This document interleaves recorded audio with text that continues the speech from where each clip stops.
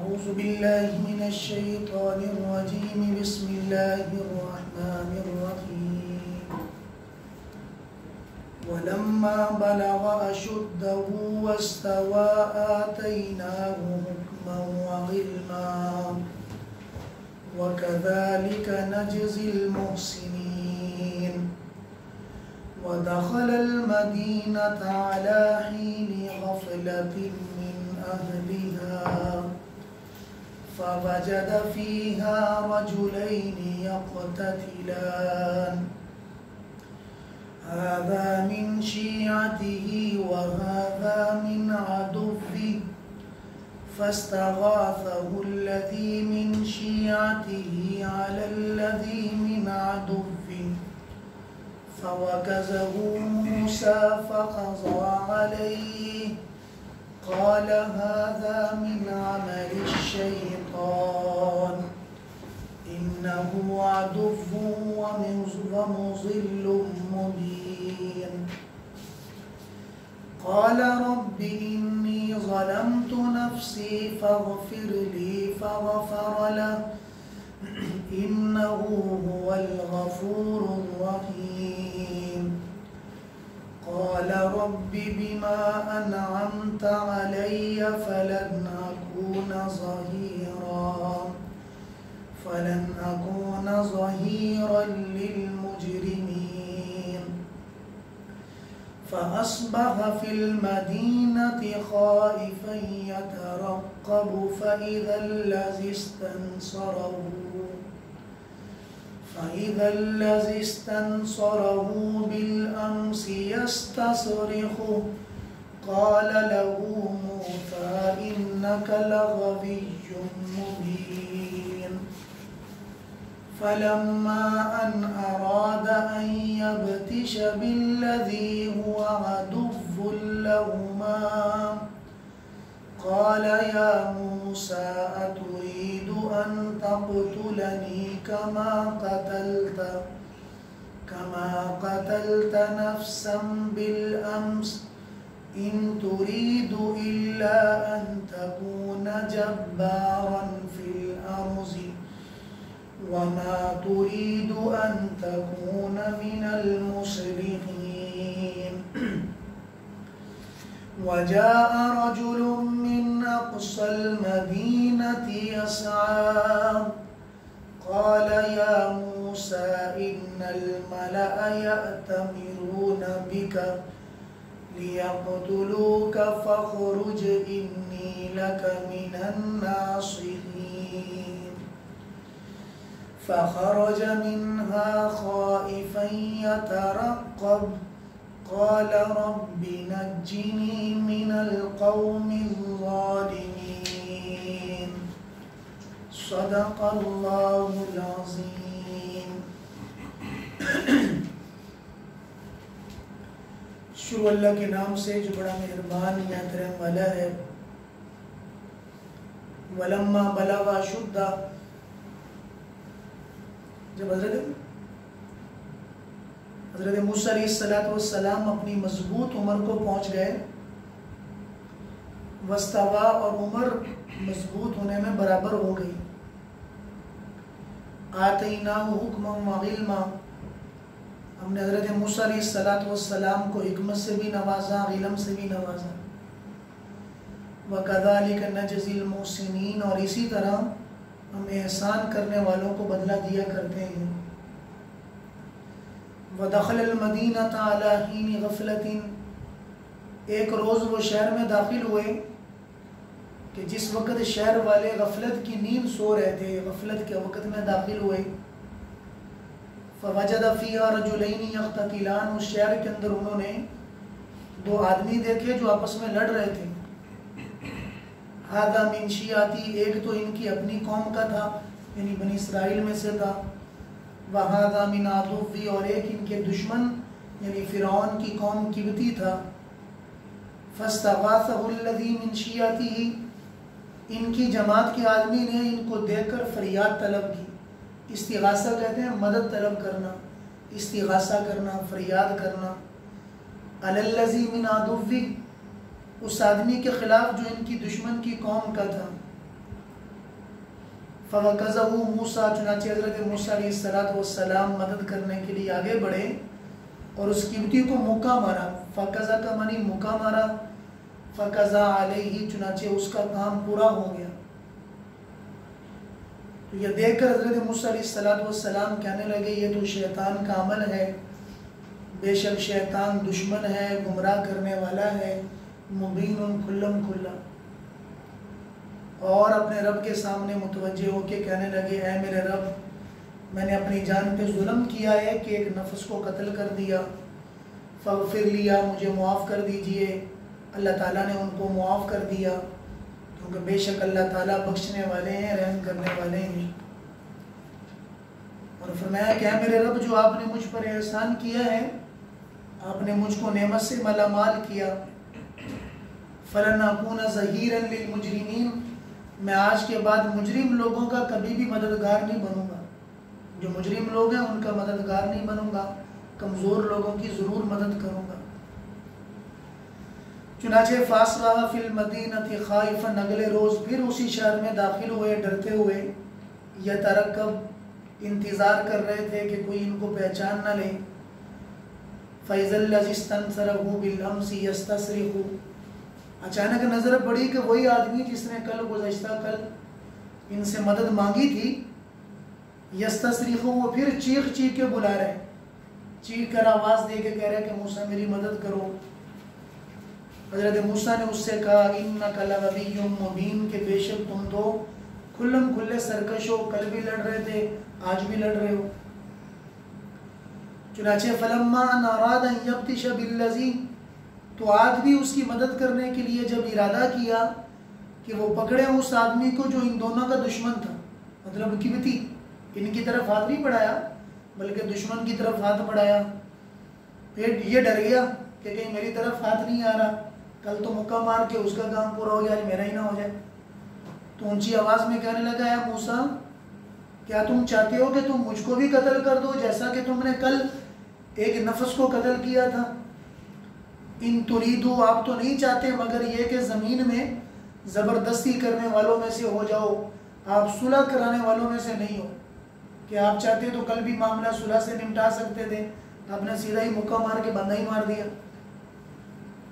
چنانچہ یہ بات جب سب میں پھیل گئی کہ کل کا قتل کرنے والے کون ہیں، اب حضرت موسیٰ علیہ السلام کے پاس وجاء رجل من اقصى المدینة یسعی، ایک آدمی شہر کے اس طرف سے، اقصیٰ کا معنی چوٹی، ایک آدمی شہر کے اس طرف سے دوڑتا ہوا آیا اور آ کر کہنے لگا اے موسیٰ ان الملأ یأتمرون بک، کہ بے شک سردار لوگ تیرے بارے میں مشورہ کر رہے ہیں، لیقتلوک، تاکہ وہ تمہیں قتل کر دیں.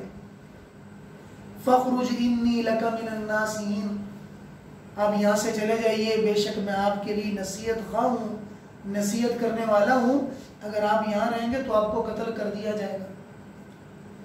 چنانچہ فخرج منہا خائفا یترقب، حضرت موسیٰ علیہ السلام اس شہر سے نکلے خائفا، ڈرتے ہوئے، یترقب، دیکھتے ہوئے، انتظار کرتے ہوئے کہ کوئی پہچان نہ لے. اور اس عالم کے اندر جاتے جاتے یہ دعا بھی کر رہے تھے اے میرے رب نجنی من القوم الظالمین، آپ مجھے ظالم لوگوں سے نجات دے دیجیے، آپ مجھے ظالم لوگوں سے نجات دے دیجیے. پچھلے رکوع میں آپ حضرات نے حضرت موسیٰ علیہ السلام کی ولادت سے لے کے ان کی والدہ کا وہ تذکرہ پڑھا جب انہوں نے تابوت میں لے کر ڈالا اور تابوت وہ چلا گیا، جا کے فرعون کی بیوی نے لے لیا. آگے پھر آزمائش آئی کہ انگارہ منہ میں ڈال لیا، زبان لکنت والی بن گئی. بہرحال اسی گھر میں رہ کے پرورش پائی،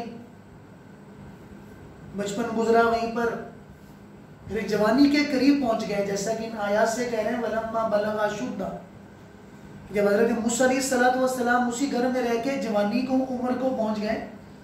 عربی زبان کے اندر اشدہ کا معنی ہوتا ہے، ویسے لفظ کا معنی ہے سخت، اپنی سخت عمر کو پہنچ گئے. اب یہ کون سی سخت عمر تھی، اس سے مراد علماء کے 2-3 قول ہیں. بعض یہ کہتے ہیں کہ 18 سال مراد ہے، اور بعض یہ کہتے ہیں کہ 30 سال کی عمر مراد ہے، اور بعض کہتے ہیں کہ 30 سے بھی 40 کے درمیان کی جو عمر ہے یہ مضبوط عمر کہلاتی ہے، کہ جس کے اندر جوانی، عقل، ہر چیز کامل ہو جاتی ہے. اس لیے اللہ نے وستوا کا لفظ بولا کہ عمر برابر ہو گئی، کہ پہچان ہونا شروع ہو گئی۔ اب حضرت موسیٰ علیہ السلام چونکہ وہ شاہی خاندان میں پلے تھے، تو سارے لوگ جتنے بھی تھے پہچاننے والے تھے، جاننے والے تھے، تو وہ سب لوگ جو ہے وہ فرعون کا بیٹا حضرت موسیٰ کو کہتے تھے کہ یہ فرعون کا بیٹا ہے۔ حضرت موسیٰ علیہ السلام بھی انہی کے ساتھ، اسی کے ساتھ شاہی جو بگی بنا کرتی تھی گھوڑوں کی، تو مختلف شہروں کا وزٹ بھی کیا کرتے، جایا کرتے، تو مختلف مقامات پر جو ہے چلے جایا کرتے۔ تو ایک بار فرعون اس بگی پہ نہیں گیا، بلکہ اس بگی پر بیٹھ کے خود ہی اکیلے چلے گئے۔ تو اب ایک شہر کے اندر داخل ہوئے، اس شہر کا نام یا تو منیف ہے یا منف ہے، مختلف علماء نے اس کا نام ذکر کیا ہے۔ بعض کہتے ہیں کہ مدین کا علاقہ ہے جو مصر کے بالکل قریب ہی تھا، تھوڑا سا باہر چلے گئے تھے، لیکن پہلے والا قول راجح ہے۔ اب یہاں سے جب واپس آ رہے تھے تو وہ جو وقت تھا وہ کیلولے کا وقت تھا، دوپہر کا وقت، جو دوپہر کا وقت ہے اس وقت میں سونا، اس کو کیلولے کی نیند کہتے ہیں۔ آج بھی سائنس، جتنے بھی بڑے بڑے سائنسدان ہیں وہ اس تجزیے میں پہنچے کہ دوپہر کی نیند اگر تھوڑی سی سو لی جائے تو پورا جسم بڑی نشاط سے گزرتا ہے، اور یہ حضور کی سنت ہے جو آج سے حضور نے 1500 سال پہلے بتائی ہے کہ دوپہر میں تھوڑی دیر کے لیے سو جانا چاہیے، کہ اس سے طبیعت اور کبھی دماغ بوڑھا نہیں ہوتا، اور دماغ ہمیشہ جو ہے وہ جوانی کی طرف رہتا ہے، دماغ ہمیشہ مضبوط رہتا ہے۔ بہرحال تو کیلولے کا وقت تھا کہ جب لوگ سب سونے والے تھے۔ جیسے آپ کو معلوم ہے کہ بہت زیادہ شدت کی گرمی پڑ رہی ہو تو شہروں کے اندر تو ہلکی پھلکی رونق رہتی ہے، لیکن گاؤں میں تھوڑا سا باہر چلے جائیں تو دور دراز تک کوئی آدمی نظر نہیں آتا۔ ہمارا وہاں پر جماعت میں جانا ہوا تھا تو دوپہر میں کوئی بندہ نہ بندے کی ذات، دور دور دور اس کے علاقوں میں کوئی دور تک نظر نہیں آتا۔ تو بہرحال آپ وہاں پر گئے تو دیکھا کہ 2 آدمی لڑ رہے ہیں، تو ایک جو ہے وہ بنی اسرائیلی تھا، چونکہ آپ بنی اسرائیل کے لوگ تھے، بنی اسرائیل میں سے تھے، اور ایک فرعون کی قوم، یعنی حضرت موسیٰ علیہ السلام کی قوم والے لوگوں کو بنی اسرائیلی کہا جاتا تھا، اور فرعون کے جو لوگ تھے اس کے اپنے خاندان کے، ان کو قبطی کہا جاتا تھا۔ قبطی، اس کو نبطی بھی کہتے ہیں۔ بہرحال قبطی کا لفظ بہت زیادہ استعمال ہوتا تھا کہ یہ قبطی لوگ ہیں، وہ اپنے آپ کو شاہی خاندان کے لوگ کہا کرتے تھے۔ یہ بیچارے مزدور طبقے کے گرے پڑے لوگ، ان کو چونکہ فرعون ظلم و ستم انہی پہ کیا کرتا، کام کاج ملازم یہی لوگ بنا کرتے۔ اب دیکھا کہ 2 لڑ رہے ہیں، تو ایک نے اونچی آواز دے کر کہا کہ موسیٰ میری مدد کرو۔ اب حضرت موسیٰ علیہ السلام چونکہ ہمیشہ ایک نبی ہے، بعد میں اللہ نے نبوت سے مالا مال کیا، تو پتہ چل گیا کہ دیکھنے کے اعتبار سے یہ والا کمزور ہے، یہ والا مضبوط ہے۔ بہرحال اسی کی مدد کی، دوسرے کو چھڑانے لگے، تھوڑے چھڑاتے چھڑاتے حضرت موسیٰ علیہ السلام نے جب 2-3 بار، جیسے ہمارے یہاں بھی کئی بار ہوتا ہے کہ جو بیچارہ چھڑانے والا ہوتا ہے وہ بیچ میں آ کے زیادہ پھنس جاتا ہے، اس کو 6-7 چنڈیں بھی پڑ جاتی ہیں، اور وہ جو ہے بجائے چھڑانے کے چکر میں خود اڑ کے چلا جاتا ہے، اور کئی بار وہ بیچارہ مار بھی دیا جاتا ہے درمیان والا۔ حضرت موسیٰ علیہ السلام نے منع کیا، وہ چھڑانے میں باز نہیں آیا، اس نے آپ کو بھی کچھ کہنا شروع کیا، جذباتی تھے، غصے میں آ گئے، تو ایک موقع دے ہمارا فوقذا، وہ نبوت کا موقع تھا، اس کے اندر پاور جو ہے 40 جنتیوں کی طاقت، 40 جنتی آدمیوں کی جو طاقت ہے وہ اللہ ایک نبی کو عطا کرتے ہیں، اور ایک نبی کی طاقت دنیا کے 400 مردوں کے برابر ہے۔ آپ اس سے حساب لگائیں کہ ایک نبی کے اندر کتنی طاقت ہوتی ہے۔ بہرحال مکہ مارا، مکہ مارنے کے ساتھ ہی وہ وہیں پر اس کا کام تمام ہو گیا۔ حضرت موسیٰ علیہ السلام بڑے پشیمان ہوئے کہ مجھ سے کیا ہو گیا، لیکن حضرت موسیٰ علیہ السلام کا ارادہ اس کو قتل کرنے کا نہیں تھا۔ اسے قتل خطا کہتے ہیں۔ قتل کی 2 قسمیں ہیں، ایک قتل عمدن ہوتا ہے کہ ارادہ ہی آپ کا مارنے کا ہے، اس کی سزا یہ ہے کہ جس نے جس کو قتل کیا اس کے بدلے میں اس کو قتل کیا جائے۔ ایک قتل خطا ہے کہ آپ کہیں تیر چلا رہے تھے، وہ جاتے جاتے کسی اور کو لگ گیا، اسے قتل خطا کہتے ہیں کہ نشانہ کہیں اور کا تھا، کہیں اور جا کے لگ گیا، تو اس کی شریعت کے اندر سزا قتل نہیں ہے، بلکہ اس کو صاف کے اندر یا جو بھی قانون کے مطابق اس کو معاف کر دیا جاتا ہے۔ یہ ایک دیت ہے جو ادا کرنا پڑتی ہے، جس کی وجہ سے اس کو معاف کر دیا جاتا ہے۔ بہرحال حضرت موسیٰ علیہ السلام وہاں سے اللہ سے توبہ کی کہ یا اللہ مجھ سے کیا ہوا کہ میں آج کے بعد کبھی بھی ایسے لوگوں کی مدد نہیں کروں گا جو مجرم ہوں اور مجھ سے فریاد کریں۔ تو روایات میں آتا ہے کہ پھر وہاں پر جانا ہوا، وہاں پر گزر رہے تھے، اسی وقت کے اندر دیکھا کہ وہ آدمی پھر لڑ رہا تھا. اب اس کو تھوڑا سا جو ہے پھر اسی کی مدد کرنے کے لیے ہاتھ بڑھایا. اب چونکہ کل والے لوگوں کو پتا نہیں تھا کہ قاتل کون ہے، کل سے جو ہے وہ تلاش جاری تھی، قبطیوں نے جا کے بتایا فرعون کو کہ ہمارا بندہ یہ قتل ہو چکا ہے، لیکن قاتل کا کوئی پتہ نہیں ہے. تو فرعون نے کہا پھر میں سزا کس کو دوں؟ ایسا کرو قاتل کا پتہ لگاؤ، جب قاتل کا پتہ چل جائے گا پھر میں سزا کے اندر اس کو قتل کرواؤں گا. چنانچہ وہ تلاش کرتے رہے، تلاش نہیں ملا. آج پھر حضرت موسیٰ علیہ السلام کا اسی بندے کے ساتھ واقعہ پیش آیا، مدد کرنے کے لیے ہاتھ بڑھایا تاکہ دوسرے قبطی کو روکا جائے. اب یہ جو بنی اسرائیلی تھا جس نے کل معاملہ کیا ہوا تھا، اس کو حضرت موسیٰ کے اس موقع کے بارے میں پوری جان پہچان ہو چکی تھی، تو غصے سے تھوڑا سا اسے کہہ بھی دیا کہ تم تو بڑے سرکش ہو، کہ تم کل بھی لڑ رہے تھے، آج بھی لڑ رہے ہو، تم فساد کرنے والے ہو. اب اس نے سوچا لے میاں یہ جو مکے کا رخ ہے نا یہ لگتا پکا میری طرف ہی ہے. اب بجائے مکہ حضرت موسیٰ علیہ السلام ہاتھ اٹھاتے، اس نے شور کر کے پورے بازار والوں کو جمع کر لیا اور کہنے لگا اے موسیٰ آپ یہ چاہتے ہو کہ آپ مجھے بھی قتل کر دو جیسے کل کیا تھا؟ اب تو زمین میں گویا کہ زمین کے اندر ظلم و ستم کرنے والے ہو، صلح کرنے والے نہیں ہیں. سارے لوگوں نے سن لیا کہ اچھا کل قتل موسیٰ نے کیا تھا. اب بھاگے بھاگے گئے جا کے فرعون کو بتا دیا بھی وہ آپ کا جو بیٹا ہے جس کو آپ نے بیٹا بنایا ہوا ہے، پرورش کی ہے، اسی نے کل بندے کو قتل کیا ہے. فرعون نے کہا جس نے بھی کیا ہے چاہے وہ میرا بیٹا ہے، اس کے بدلے میں ان کو قتل کیا جائے گا، پکڑو کہاں پر ہے. حضرت موسیٰ علیہ السلام وہاں سے تھوڑی دیر کے لیے چھپ گئے. اب یہ آدمی جس میٹنگ کے اندر جو ان کی میٹنگ چل رہی تھی حضرت موسیٰ علیہ السلام کے بارے میں قتل کرنے کے لیے، یہ بھاگا بھاگا ان کے پاس پہنچا. روایات میں آتا ہے کہ یہ تھا تو فرعون کا آدمی لیکن اندر سے ایمان رکھتا تھا. اس آدمی کو ان کے بارے میں بچپن سے پتا تھا یہ ضرور بھی ضرور کوئی ایسی ہستی ہے کہ جس سے بہت بڑا کام لیا جائے گا. یہ اندر سے مسلمان تھا، اندر سے ایمان لانے والا تھا. اس کا نام بعضوں نے حزقیل بھی بتایا ہے، بعضوں نے شمعون بھی بتایا ہے اور بعضوں نے سمعا بھی ذکر کیا ہے.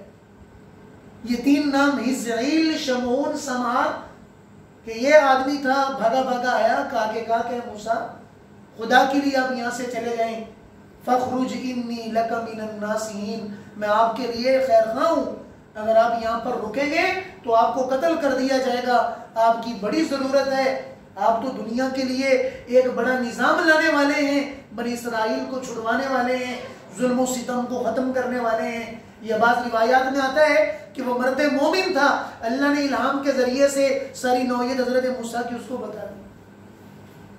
اب یہاں سے چلے جائیں.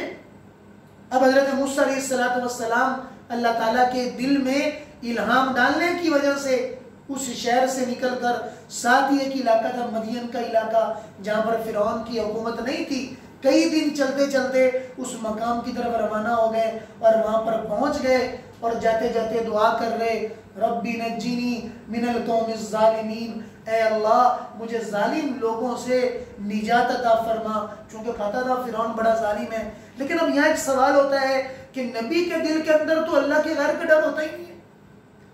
اگر ہم تھوڑا سا یہ سوال کریں، تھوڑا سا ذہن میں سوچیں تو یہ سوال ذہن میں آتا بھی ہے، آنا بھی چاہیے کہ ایک نبی کے دل میں اللہ کے غیر کے علاوہ تو کسی کا ڈر ہوتا ہی نہیں ہے، پھر کیسے فرعون کا ڈر دل میں آیا؟ تو اس کا بالکل آسان سا یہی جواب ہے کہ نبی ضرور بھی ضرور وہ خدا کی طرف سے مملوء ہوتا ہے کہ جس کا دل بالکل خالی ہوتا ہے، لیکن ساتھ اللہ نے اس کو بشر بھی بنایا ہے کہ بشر کی سب چیزیں بھی اس میں داخل ہیں. ڈرنا یہ بشر کی صفت ہے، خوش ہو جانا یہ بشر کی صفت ہے، اچانک گھبرا جانا یہ بشر کی صفت ہے. جیسے حضور اکرم صلی اللہ علیہ وسلم اچانک بادل دیکھ کے گھبرا جایا کرتے تھے، رنگ پیلا ہو جاتا، زرد ہو جاتا، مسجد میں چلے جاتے دعا کیا کرتے اے اللہ ان بادلوں سے میری امت کو ہلاک نہ کر دینا. حالانکہ حضور سے بڑھ کر تو دنیا میں کوئی ہے ہی نہیں ہے. تو نبی ایک بشر ہونے کے ناطے وہ سب جذبات بھی رکھتا ہے، وہ سب خیالات بھی رکھتا ہے، وہ سب احساس بھی رکھتا ہے، وہ ساری چیزیں رکھتا ہے جو ہر ایک انسان رکھتا ہے. لیکن نبی کو اللہ نے معصوم بنایا ہوتا ہے، معصوم عن الذنوب، کہ سب گناہوں سے معصوم ہوتا ہے، کہ نبی سے غلطی نہیں ہو سکتی. اللہ تعالیٰ ان کو پاک کر لیتے ہیں. وہ دنیا کے خاص لوگ ہوتے ہیں، معزز لوگ ہوتے ہیں، محترم لوگ ہوتے ہیں، جن کو صف اول کا اللہ نے لوگوں کو بنایا. اللہ تعالیٰ بھی ہمیں قرآن حکیم اور ان قصوں سے حقیقی معنوں میں جو مقصود ہے، اگر ہم تھوڑا سا اس پورے رکوع کا موازنہ کرتے ہیں، ہمیں کچھ چیزیں جو اس سے ملتی ہیں کہ مظلوم کی مدد کی جائے، کہ مظلوم کو دیکھو، کسی کو بھوکا دیکھو اس کو کھلا کر مدد کرو، کسی کو پیاسا دیکھو تو پلا کر مدد کرو، کسی کو ننگا دیکھو بغیر کپڑوں کے دیکھو تو اس کو کپڑے پہنا کر مدد کرو. کسی کو کسی اعتبار سے، کسی کو آپ کے مشورے کی ضرورت ہے، کسی کو آپ کے ساتھ تعاون کی ضرورت ہے. اکیلی ضرورتیں کھانے پینے کی بھی نہیں ہوتی ہیں. ہو سکتا ہے کہ آپ کا مشورہ دوسرے آدمی کا کیریئر بنا دے، آپ کی رہنمائی کرنا دوسرے کے لیے اچھائی کی طرف لے کر چلا جائے. تو زندگی کے اندر جس انسان کو آپ کی ضرورت پڑ جائے، آپ اس ضرورت کے اندر کام آ سکتے ہو تو ضرور بھی ضرور کام آیا جائے. اس لیے کہ آج آپ کام بنے ہیں، آج آپ کام آئے ہیں، کل کو اللہ جل جلالہ و نوالہ جب آپ سخت محتاج ہوں گے اللہ آپ کے کام آ جائیں گے. میرے بندے آج میں تیرے کام آتا ہوں، تیرے سب گناہوں کو معاف کرتا ہوں، تو یہ جنت میں لے کر جاتا ہوں، اس لیے تو میرے بندے کے کام آیا تھا. اللہ تعالیٰ بھی ہمیں دین کے مطابق چلنے والا بنائے اور دینی جذبات دل کے اندر پیدا فرما دیں. وآخر دعوانا الحمدللہ رب العالمین.